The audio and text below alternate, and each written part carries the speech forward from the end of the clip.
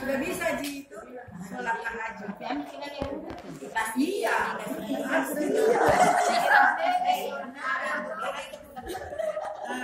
Masih mau sama. Dan waktu yang diutamakan itu adalah sepertiga malam terakhir. Tapi itu juga tidak masalah kalau kita masih sepertiga malam pertama. Jadi kalau malam itu kita bahagi 3, mulai dari habis isya, saya jam 9 sampai jam 4. Itu bagi 3-nya berapa jam itu. Jadi kayaknya jam 7 sampai jam 10 itu sepertiga pertama. Jam 12 ke atas itu. Nah jam 2, jam 4 itu. Kemudian beberapa adab untuk sholat tahajud, yaitu yang pertama niatkan kita untuk sholat tahajud sebelum kita tidur. Jadi walaupun kita nantinya tertidur sampai pagi, insya Allah ada pahalanya. Jadi kita kan sudah berniat berbuat baik, insya Allah pahalanya 1. Tapi kalau kita sampai melaksanakan sholat tahajud, itu pahalanya 10 kali lipat.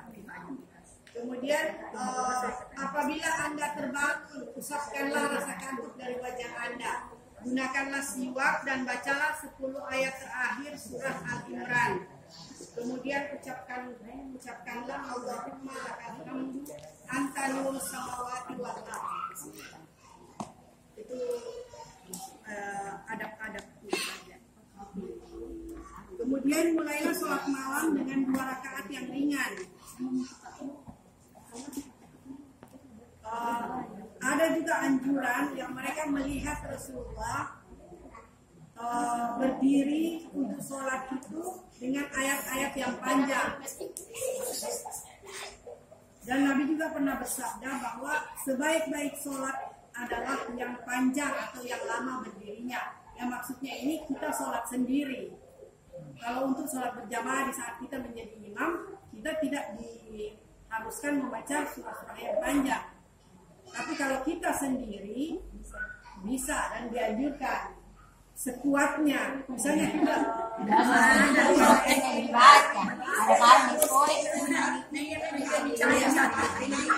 tidak punya apa itu surat panjang.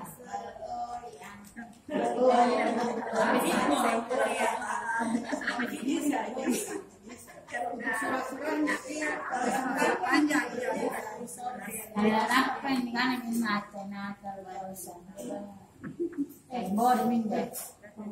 Nah, kemudian sholat juga yang sholat sunnah ini juga ada termasuk sholat tarawih.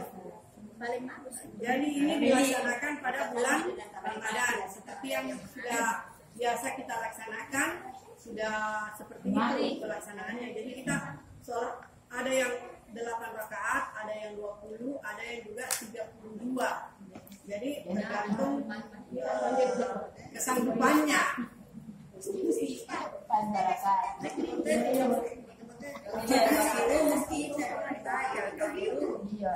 Oh, tak kali Kemudian juga kita lanjut yaitu sholat duha. Nah, sholat duha itu sudah kita tahu waktunya yaitu dari pagi sampai 11. Ya sebelum jam 11 lah. Jam 11 itu kayaknya paling jangan juga terlalu tinggi kan, dibilang sampai matahari itu setinggi dalam.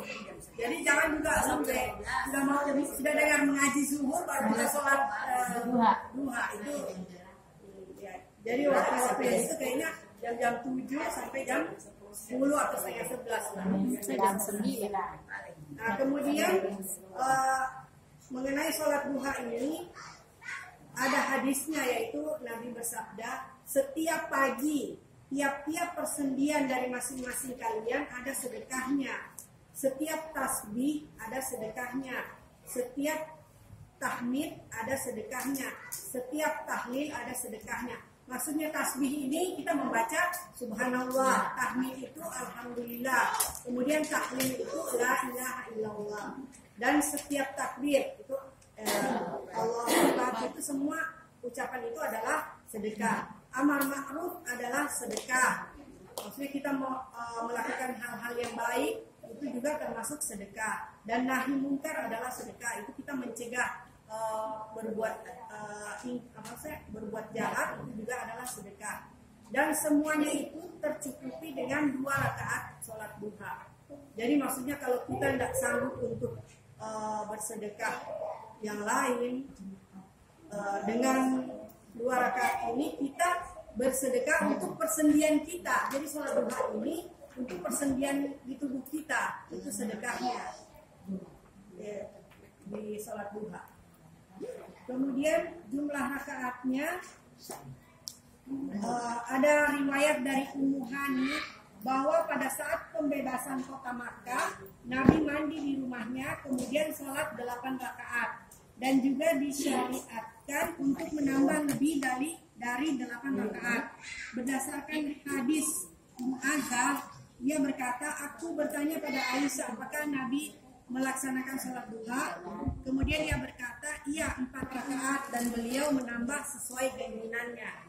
Nah, jadi kalau yang saya tangkap di sini bahwa Nabi selalu sholat duhanya itu awalnya 4 rakaat. Tapi kan ada hadis sebelumnya yang disebutkan bahwa semua sedekah untuk persendian cukup dengan 2 rakaat sholat duha. Tapi di sini ada juga penjelasan lain bahwa Nabi selalu sholat duha 4 rakaat dulu, kemudian dia lanjut lagi mau tambah 4 lagi atau 2 lagi. Nah, jadi itu juga caranya yang 4 rakaat sama seperti yang tadi saya jelaskan. Jadi langsung 4 rakaat, tidak ada tahiyat awal. Iya, langsung. Jadi kalau satu bersaudara Itu sama juga. tidak ada. sembahyang begitu. Begitu. Tidak Kalau mau campur Kalau mau ambil 4 rakaat. ya Sebentar. Jadi tidak. Jadi habis 2 rakaat Nah, berdiri. langsung Langsung berdiri. berdiri. Lanjut rakaat ketiga, kemudian keempat baru tahiyat akhir langsung salam. Jadi tidak ada tahiyat awal. Sama tidak sholat tahajud sama. Ya, sholat tahajud, sholat duha begitu caranya. Mengganti 4 rakaat. Ya, tapi kalau mau dua-dua ya langsung 2 rakaat langsung salam, tahiyat salam begitu. Nah, kemudian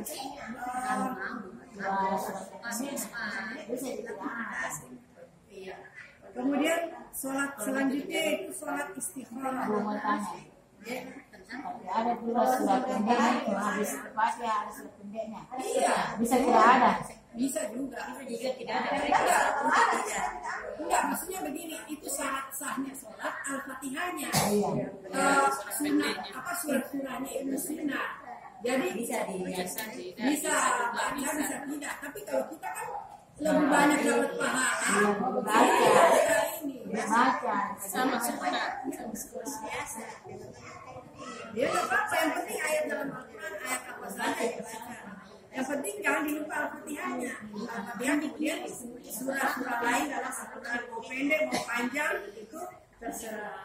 Tapi kalau sudah sholat sunnah Ya bisa dengan kalau mau dibilang alif lam mim itu masuk dapat pahala satu ayat.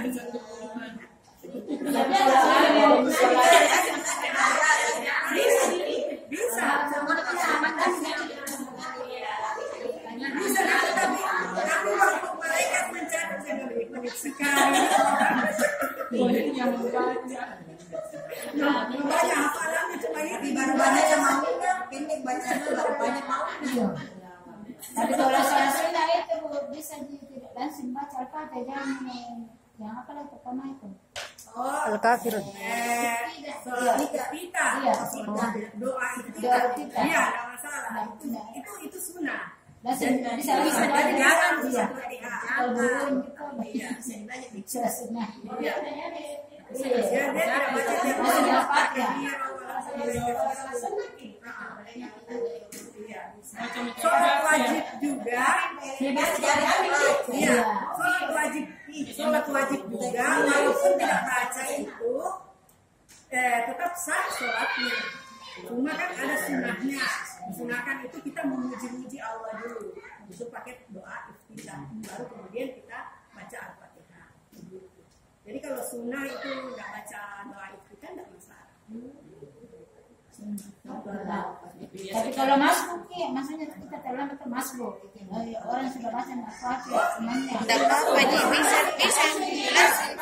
Dijelaskan. Jadi kalau berjamaah kita pas sampai mereka sudah ruku dan kita bisa dapat rukunya, itu kita dapat satu rakaat. Jadi kita nggak baca Al-Fatihah, nggak baca surah, itu dapat karena kita masuk. Jadi sudah dihitung dapat pahalanya karena ada yang dibaca. Jadi kalau ceritanya kita mengikut, biar kita diam saja mendengarkan begitu. Iya, Kalau panjang-panjang baca berdiri saja. nah, jadi begini ada dua pendapat yang mengatakan kalau kita terlambat, ada yang mengharuskan, ada ulama yang mengharuskan membaca Al-Fatihah, tapi ada juga yang bilang kita harus mendengarkan apa yang dibaca imam. Kita ikuti saja. Jadi iya, jadi kalau kita pas datang, imam sudah baca surah, kita dengarkan saja. Tapi ada juga pendapat yang mengharuskan surah. Kalau saya mengikuti yang ulama yang satunya, jadi Ya, jelas ada dapat pahala jamaah, dapat pahala ya sendiri ya. Diwariskan kita baca Al-Fatihah berlanjut imannya baca surah. Jadi macam kita Al-Fatihah yang kami nangis. Ya maaf, saya masih pakai kalau bisa pakai. Jangan ada dia. Kecuali kalau rukun ya, kalau kita ikut cuma rukun, kita ikut saja rukunnya, misalnya tahiyatnya, tapi tidak terhitung itu satu rakaat. Jadi waktu berdiri baru bersalam baru Kita berdiri kita yang di satu rakaat. Nah, kemudian sholat istikharah. Sholat istikharah ini apabila Anda ingin melakukan sesuatu yang mubah, namun Anda ragu akan kebaikan yang di dalamnya. Jadi ini sholat istikharah ini adalah pilihan.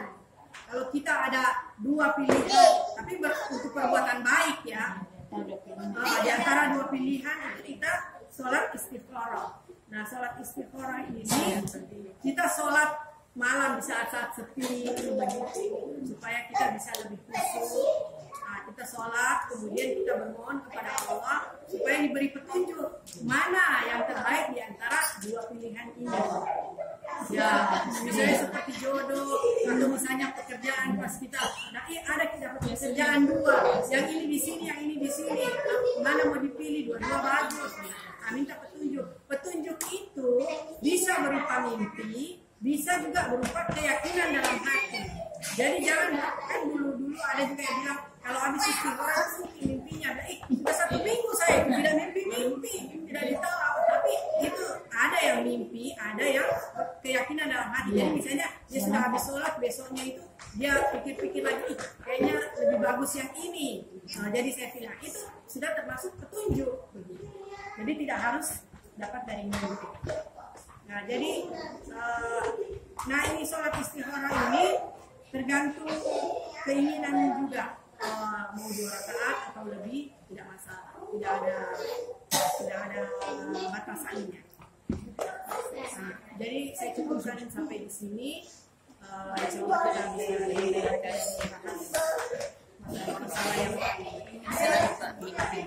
sebelum kita tutup pada pengajian kita pada malam hari ini, saya infokan bahwa konsumsi malam ini disponsori oleh Bu Martina Rebrani. Terima kasih. Dan untuk menutup pengajian kita pada malam ini, marilah sama-sama kita Subhanallah.